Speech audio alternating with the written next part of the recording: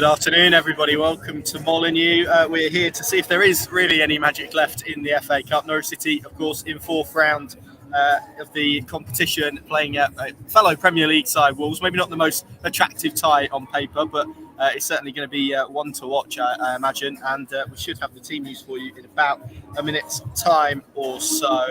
Norwich, of course, hoping to progress to the fifth round, I think for the fourth time since 2000. So there you go. There's the carrot for Norwich City fans. Molineux not usually a happy hunting ground, so let's hope it is today. Paddy, I'm probably going to cut across you in about 20 seconds anyway, I would imagine. But just very quickly, what are you kind of expecting from Dean Smith's lineup today? Well, I wasn't on the presser yesterday, mate, but his inference seemed to be looking at this as a block of three games. Obviously today, Palace, massive Premier League game, and then Man City, if I'm right, a week today at Carrow Road. So he's looking at entirety of it, and players who need games, we know who they are, and players who he might need to rely on in those other two games. So he'll definitely mix it and match it. I think what we can probably say... Here we go, Pad, sorry. I will cut across you. It's a 4-3-3 for Norwich City this afternoon. They line up like this. Michael McGovern starts in goal. Sam Byram, Grant Hanley, Ben Gibson and Brandon Williams, the back four.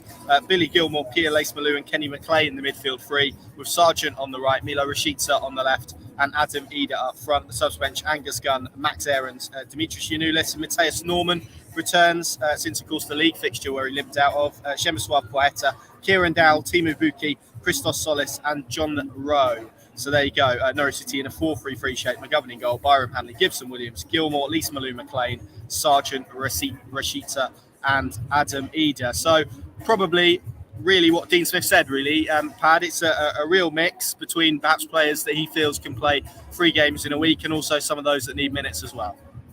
Yeah, and the immediate one that jumps out for me, and I'm just checking his stats, Michael McGovern playing his first Norwich game going back to last season.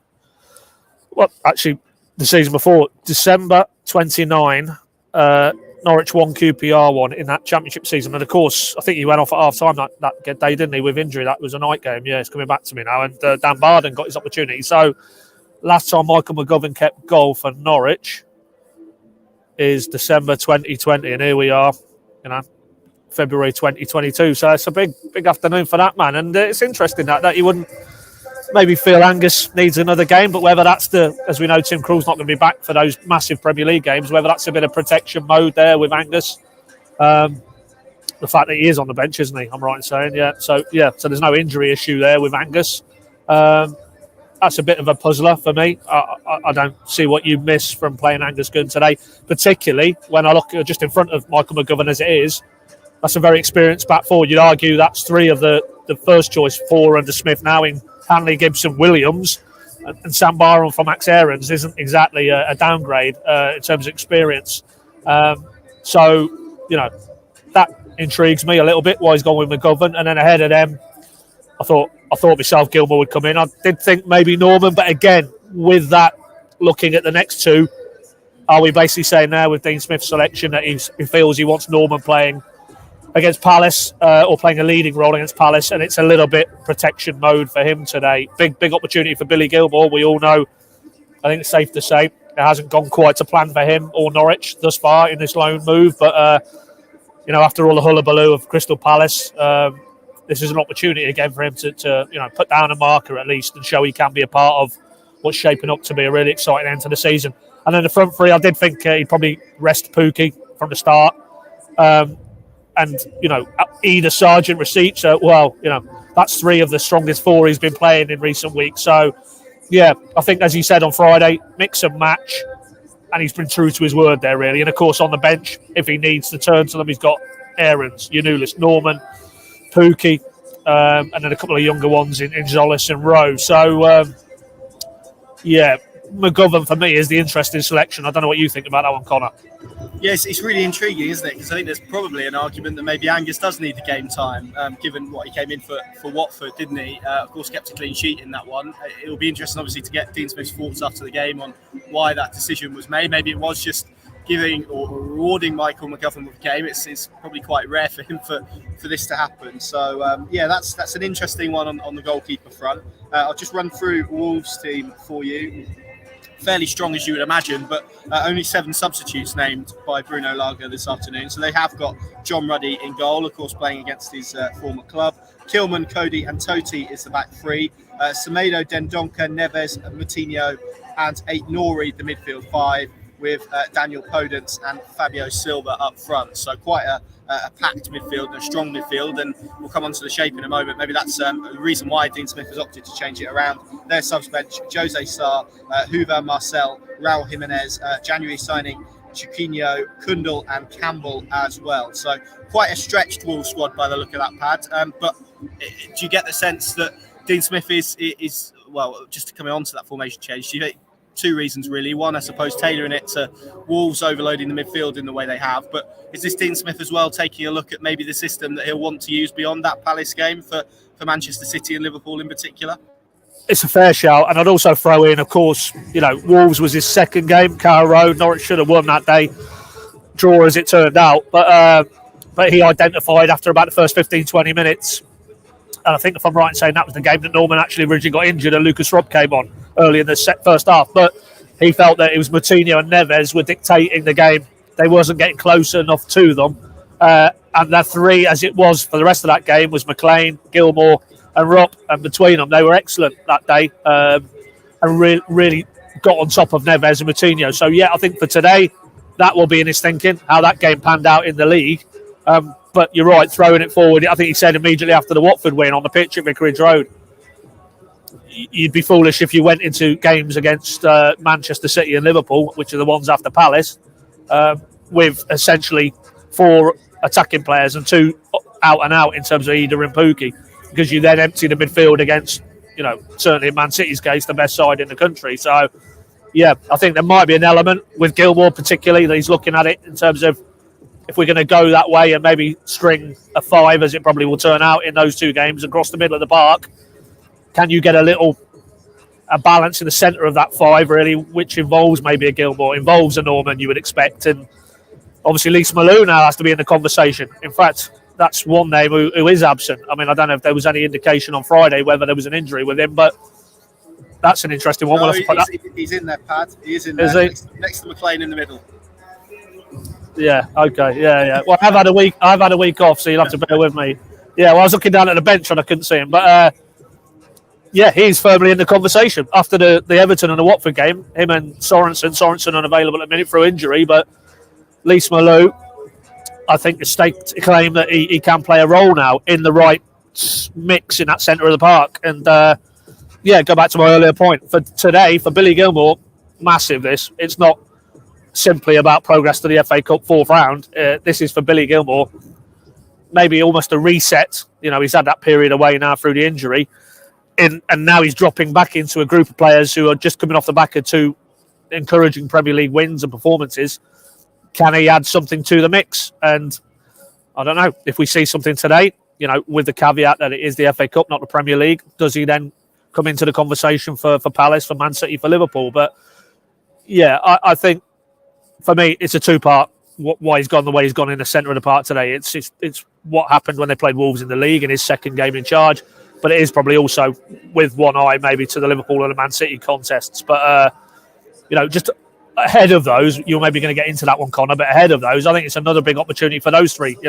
With Pukki sitting it out from the start of the game, they certainly won't lack the confidence, any of those 3, because they've been very integral to those wins over Everton and Watford. And if they can continue on in the same fashion, then that really does bode well for the Palace game. For me, yeah, we know Liverpool and Man City are on the horizon, and we all know how difficult it's going to be to get points out of them. But that Palace game is monumental. I don't think you can overstate the importance of beating Palace at Carrow Road on next midweek. And if they're going to do that, those front 3 today need to continue to perform in the vein they have done in terms of showing that they have a goal threat, and also the creativity that Rashica is bringing to this side as well. So yeah, I'm excited to see those 3 again in action today.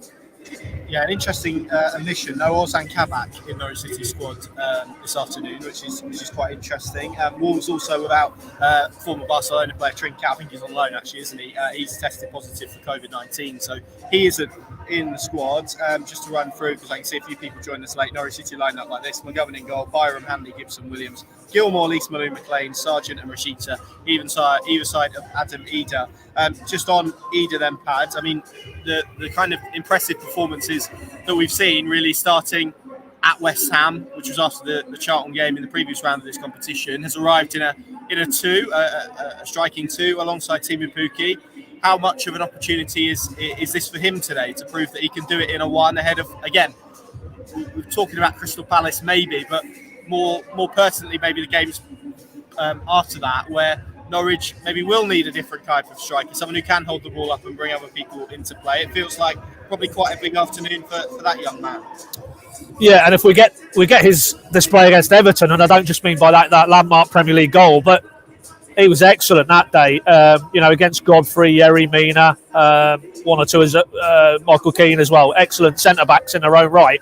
He bullied them that day, and it was his hold-up play that was the most impressive facet for me. I don't think we'd seen that degree of dominance from him, certainly at Premier League level, and that's probably confidence of having a coach who believes in him and has given him starts. That came off the back of his impressive showing at West Ham, that he maybe now feels, I'm not a bit part under this guy. If I perform to the levels he believes I can perform to, I'll play. And if we get that type of roundedness to his game in general play today, then yeah, there's no doubt about it. I think we all know what Timu Pukki is and what he offers, and that's plenty. But I think that back to goal, fighting with centre backs, giving your team the opportunity to play off you and get up the pitch if you're under a bit of pressure, I don't think that's necessarily Timu Pukki's game. But if that's Adam Eder's game, then yeah, there's no doubt, given that we wouldn't expect Dean Smith to go with the two up top in those games to come beyond Palace. I think Eder performs today. Eder is the man, yeah, because I think it's going to need that type of forward play, and it'll need that today as well. So go back to what I just said, big moments these for those players really in the setting of obviously what they want to do today, which is win the game and go through to the next round. But it's hard to not overstate the importance of that Palace game, and there's players here who can really take a step forward, building on what they've already done in the previous 2 or 3 games, and Adam Eder is one of those, unquestionably. Yeah. Yes, absolutely. For anyone that's been to Molineux in the past, and we're fortunate enough to have a wonderful view from this press box, we're kind of in the front row of the upper tier of this stand. Norwich fans usually in Premier League games would be opposite us in the lower tier of that stand, which I think is the Steve Bull stand, isn't it? Today they're actually in the corner of the north stand. Got both levels of that. There's a fair few yellow and green scarves and shirts that I can see in that away end already, which is good to see. Pads, I can also see someone setting up the VAR screen beneath us, but I think the less said about that, the better. Pads, FA Cup progression, are you feeling it today for Norwich City? How do you see this one going to finish it? I was just going to pan around, but when I tried that before we just went live, my connection dropped out, so I'll wait until the end. Not that it'd be any loss to not hear from me, as I don't even know who's in the 11.